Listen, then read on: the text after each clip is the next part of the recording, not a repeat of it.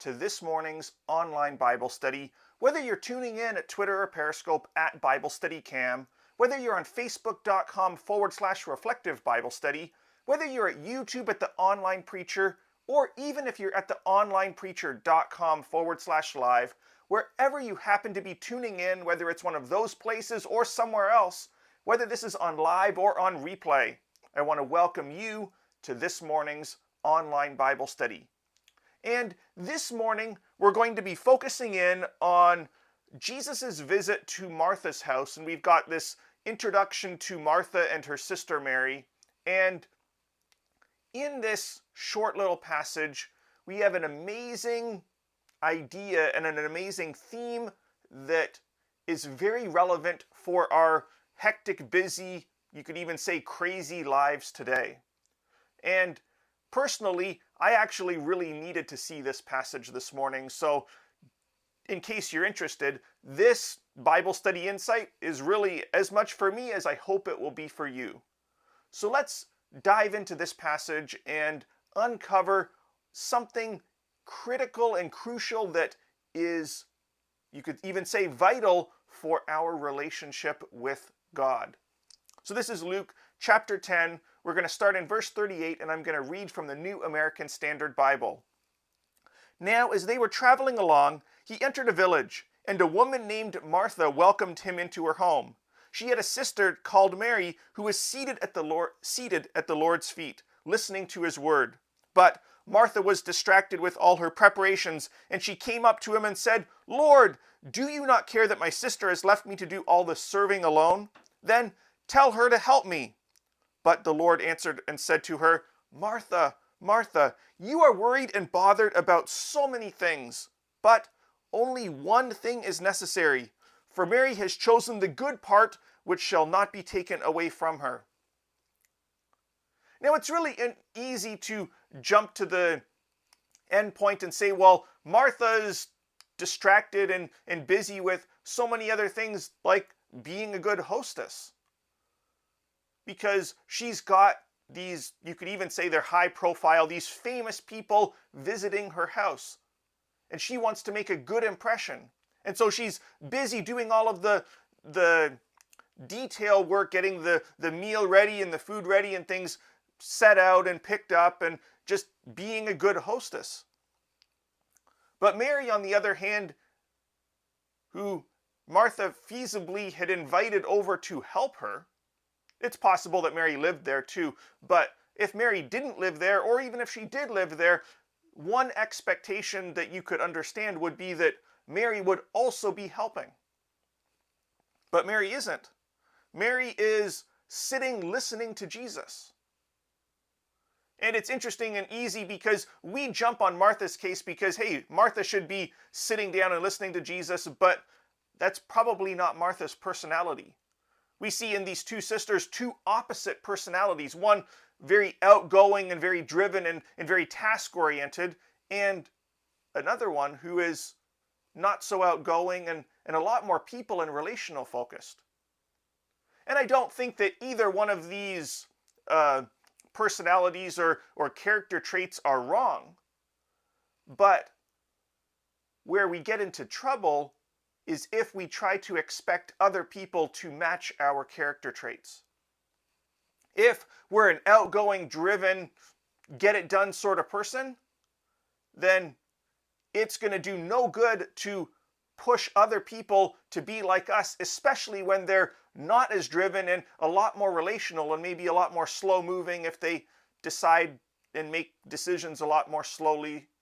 Or vice versa, if we're really relational, if we are really interested in being people and getting to know the heart of people and just connecting with people, if we try to take those task-oriented people, the people who are interested in doing, and push them to be interested in the relationship, that might also not lead anywhere positive. So what about this? It's interesting in this event, at least in my own mind, that Jesus doesn't challenge Martha. He does in a way challenge Martha because he says, Martha, Martha, you were worried and bothered about so many things. He does challenge Martha about her to-do list. But he doesn't put Martha down for trying to be a good hostess.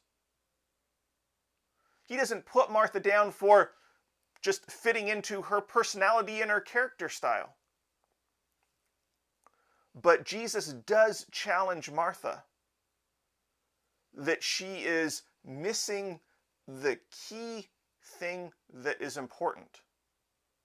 And the key thing that's important is in verse 42, but only one thing is necessary. Only one thing is necessary. For Mary has chosen the good part, which shall not be taken away from her. In all of the craziness and all the busyness and all of the wild lives and busy lives and just hectic lives that we have, Jesus challenges each of us that only one thing is necessary. Only one. And Jesus strongly alludes to sitting and listening to Jesus as being that one thing. It's not opening up your Bible and studying it out and looking for all the nuances in all the different texts. It's not that. It's simply slowing down, opening up our Bibles, and listening to Jesus. You could throw prayer in the mix. You could even throw study in the mix. You could throw a handful of other things into the mix that might make the Bible study experience or the listening to Jesus experience more special. But only one thing is necessary, and that's listening to Jesus. And so with that said, I want to thank you for tuning in and listening to me talk about this, but I would encourage you that if you have not simply opened up your Bible and just read it, listening to Jesus, reading in the Gospels, listening to Jesus, then I would encourage you to do that.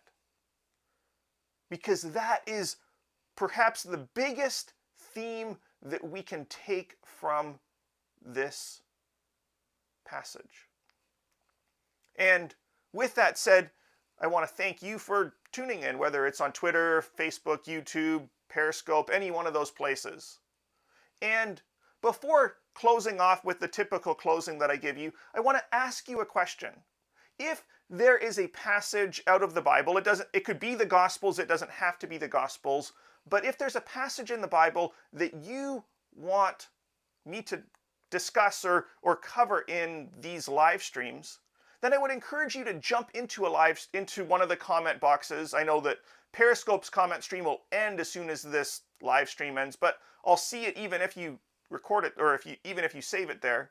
And whether it's on your Twitter, Facebook, YouTube, just wherever you happen to be watching this, jump in and leave a little comment asking me to, if you're interested, letting me know a passage that you're interested in me covering.